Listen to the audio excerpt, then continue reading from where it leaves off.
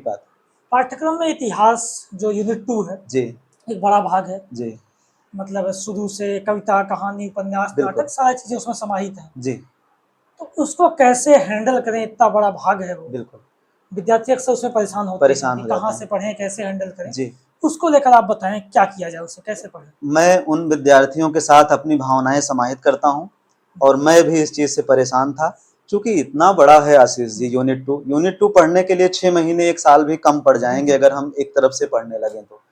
तो बेहतर विकल्प इसके लिए यही रहेगा जो आप भी सुझाते हैं कि जो हमारे साहित्य के यूनिट 5 टू 10 हैं, जो टेक्स्ट वाला पार्ट है, उसको हम यूनिट 2 के साथ मर्ज कर लें।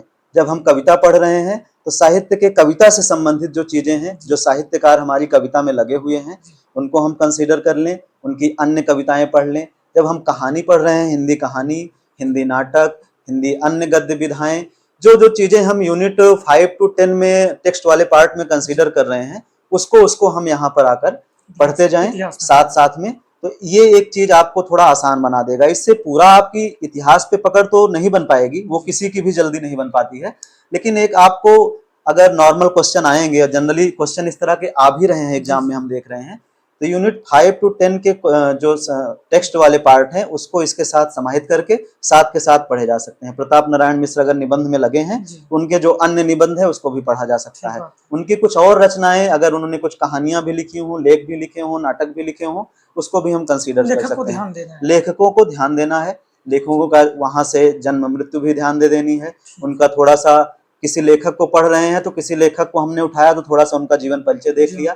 इससे कभी कभी जो अब हमारे क्रम वाले प्रश्न आते हैं, तो हो सकता है कि हमें एग्जैक्ट उनकी रचना ना पता हो, लेकिन अगर हमें तुक्का ही लगाना है तो हम थोड़ा लॉजिकल होकर इस तरह से तुक्का लगाएं, तो यहाँ से कर सकते हैं। इसके अलावा जैसे आलोचना हो गया, हिंदी में प्रथम क्या है, प्रथम कहानी, प्रथम कविता, ये सारी चीजें हो गई, कुछ लेख या कुछ पत्रिकाएं हो गई, ये सारी चीजें भी आती हैं। जो प्रमुख हैं वो आपको पता होना चाहिए, और अगर नहीं पता है तो आप साहित्य के विद्यार्थी नहीं हैं। ये आपका ही शायद सेंटेंस है, और मुझे काफी ठीक लगा कि अगर आपको ये भी नहीं पता कि क्या क्या इंपॉर्टेंट है, तो चूंकि पढ़ते पढ़ते आपको पता लग जाता है, 2-4 पेपर एनालिसिस करते करते पता लग जाता है कि अरे महादेवी को तो छोड़ ही नहीं सकते, रामचंद्र शुक्ल जी को तो छोड़ ही नहीं सकते हैं, महाप्राण निराला को तो छोड़ ही नहीं सकते हैं। अगर इनको छोड़ दिए तो एग्जाम छूट जाएगा, आप दे के आ जाएंगे, नंबर नहीं आएंगे। सही बात है। तो साहित्य पढ़ रहे हैं तो आपको प्रमुख लेखक, प्रमुख रचनाएं, और हम जैसे आउटसाइडर के लिए तो ठीक है, जिन्होंने बीए एमए में ज्यादा हिंदी पे जोर नहीं दिया, लेकिन जो रेगुलर करिकुलम में है, अच्छी अच्छी यूनिवर्सिटी से हैं, बीएचयू, जेएनयू, डीयू या अन्य जो अच्छी अच्छी यूनिवर्सिटीज हैं, उनको तो ऑलरेडी पता होता है, इसीलिए वो पढ़ते पढ़ते ही क्रैक कर लेते हैं। सही बात।